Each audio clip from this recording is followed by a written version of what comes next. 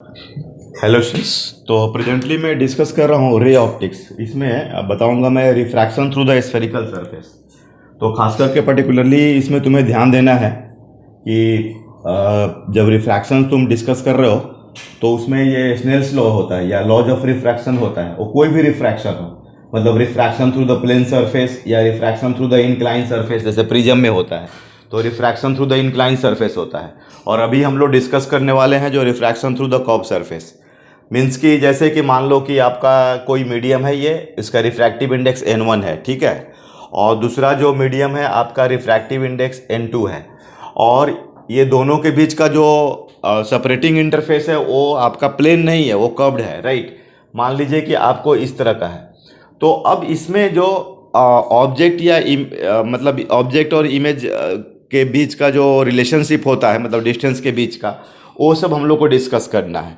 तो सबसे इसमें इम्पॉर्टेंट जो होता है आपको रिफ्रैक्शन में, चाहे कोई भी रिफ्रैक्शन हो, चाहे refraction through the plane surface हो या refraction through the curve surface हो, आपको मेनली क्या कॉन्सेंट्रेट करना है कि आपका लॉ जो होता है। तो फर्स्ट लॉ जो होता है कि आपका इंसिडेंट रे, रिफ्रैक्टेड रे और normal lie in the same plane, ठीक है। इसमें ध्यान देना है, ये खास करके कर्व्ड सरफेस में आपको, जैसे कि ये जो मिड पॉइंट हो गया, जो इंटरफेस है उसको क्या बोलेंगे, पोल बोलेंगे, ठीक है। और यहाँ इसका जो कर्व सरफेस का जो सेंटर होगा, ये सी सेंटर ऑफ कर्वेचर होगा।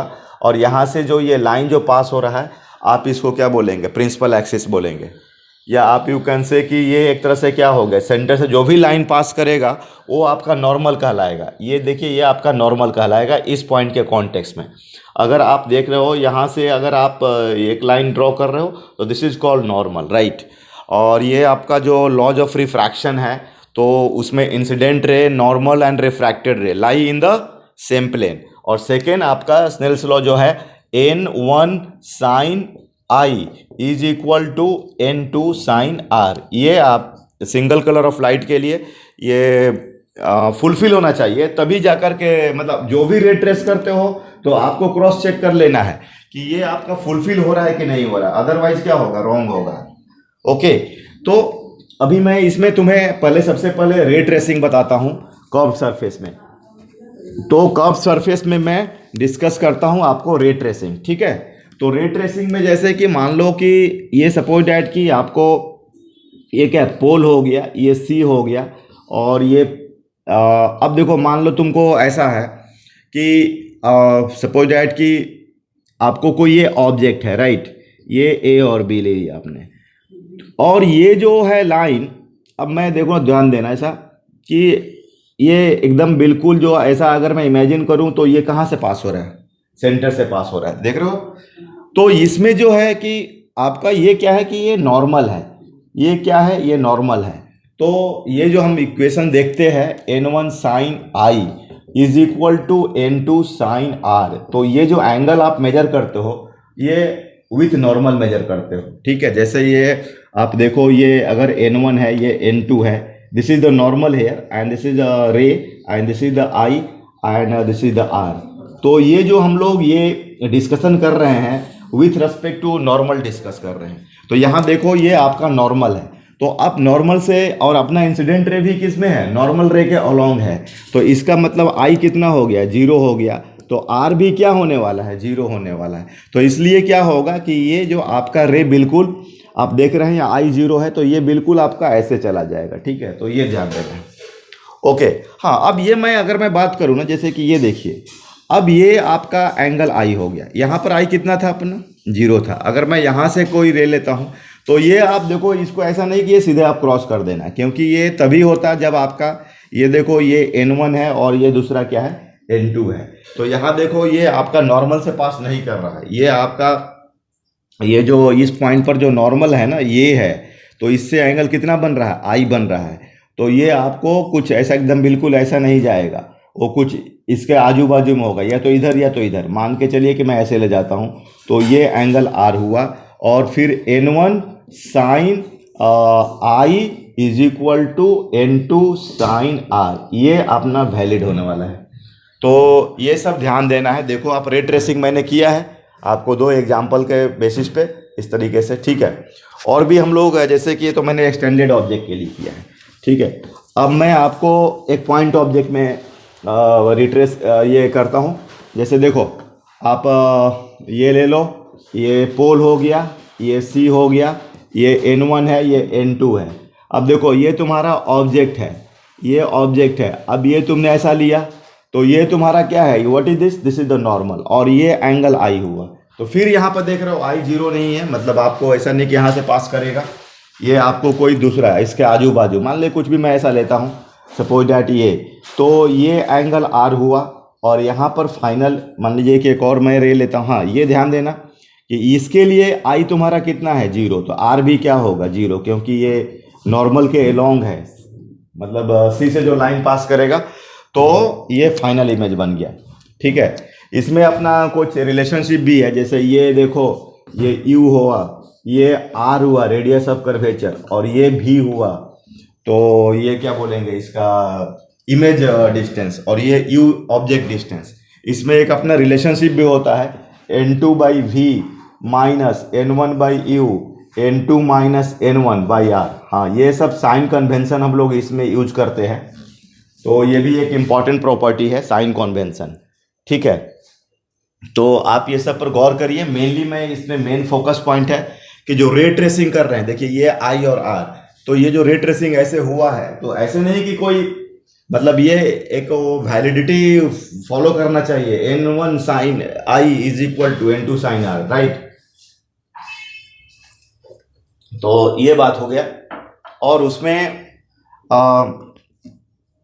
ये रिलेशनशिप है, इसको हम लोग प्रूव भी कर सकते हैं।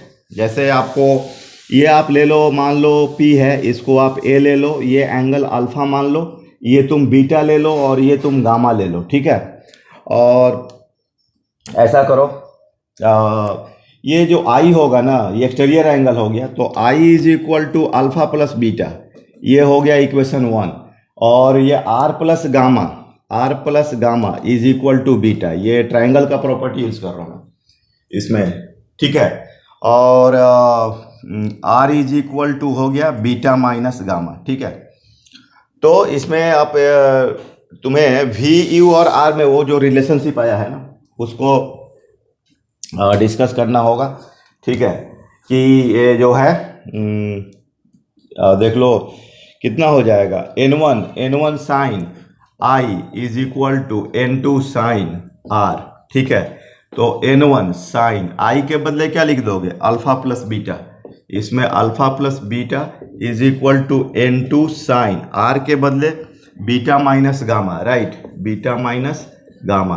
और ये देखो अभी हम लोग जो रिलेशनशिप लिखे हैं ना, वो उसमें अल्फा बीटा ये सब स्मॉल एंगल के लिए लिख रहे हैं। ठीक है, तो sine alpha approximately equal sine theta, अगर एंगल छोटा हो, स्मॉल एंगल हो, तो sine theta approximately theta use, या टैन थीटा भी यूज कर सकते हो।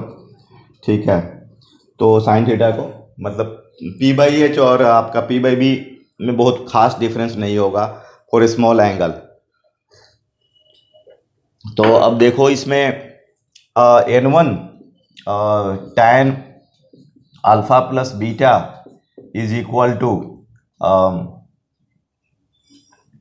या आप इसको साइन थीटा को थीटा लो, अप्रोक्सीमेटली थीटा। ठीक है ना, तो N1 alpha plus beta is equal to N2 beta minus gamma. तो N1 alpha, N1 beta, N2 beta minus N2 gamma.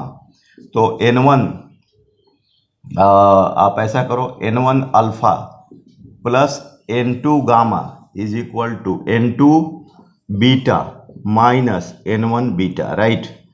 अब इसमें अल्फा आप इसको PA बाई साइन कन्वेंशन से देखो, ये रे के रेस्पेक्ट में इधर यू होगा, तो ये N1 PA by minus u plus N2 gamma PA by ये भी हो जाएगा। ठीक है, तो PA by v is equal to N2 beta, beta हो गया PA बाई PC, मतलब N2 PA by R minus N1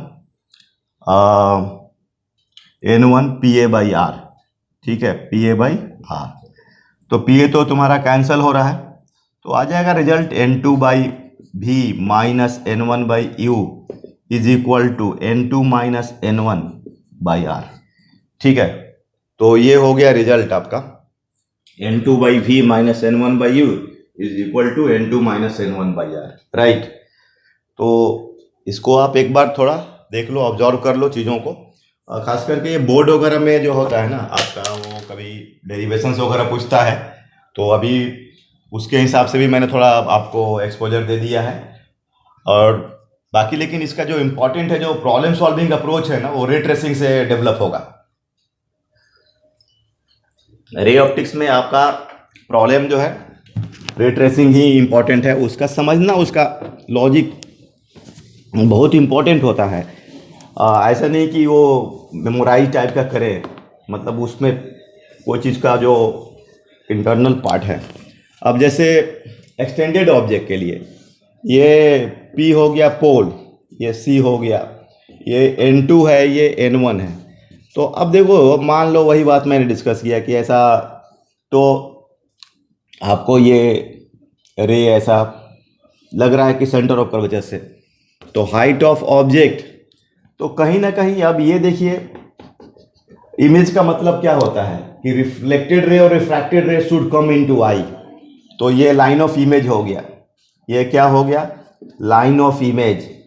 तो ये बहुत इंटरेस्टिंग टॉपिक होता है ऑप्टिक्स, अगर आप उसका रे ट्रेसिंग को मतलब दिल से, जो प्यार से जो बोलते हैं ना पढ़ना, वो चीज़ अगर आप फील करते हैं तो वो सब्जेक्ट, और ये जो आपका एक तरह से जो जो ड्रीम के लिए आप पढ़ते हैं, टेस्ट करते हैं, वो एक आपका मतलब बहुत क्या बोलते हैं, कनेक्टिंग हो जाता है जब आप उसको प्यार से पढ़ते हैं। तो अब देखिए, ये लाइन ऑफ, यहीं पर कहीं इमेज बनने वाला है। अब मान लीजिए कि मैंने ऐसा ले लिया, ये हाइट ऑफ इमेज हो गया, तो ये जो डिस्टेंस है वो V है, और ये जो डिस्टेंस है U है। तो ये तो अभी हमने इसको डिसाइड करने के लिए लोकेट आउट करें फॉर्मूला N2/V, अभी जस्ट हम लोग डिस्कस किए, N2 माइनस N1/R, इसको यूज कर लेंगे तो we will get the value of the V, right. और दूसरा ये magnification, lateral magnification, height of image, तो height of image, height of object, इसका एक रिलेशनशिप आएगा N1/V N2/U, ये प्लस माइनस प्लस माइनस। तो अगर आपको इसमें कोई रिलेशनशिप निकालना हो, प्रॉब्लम सॉल्व करना हो, तो ये हम लोग डिस्कस कर सकते हैं। तो फिर हम लोग नेक्स्ट क्लिप में कुछ इसका ये सॉल्विंग भी करेंगे। Okay, thank you.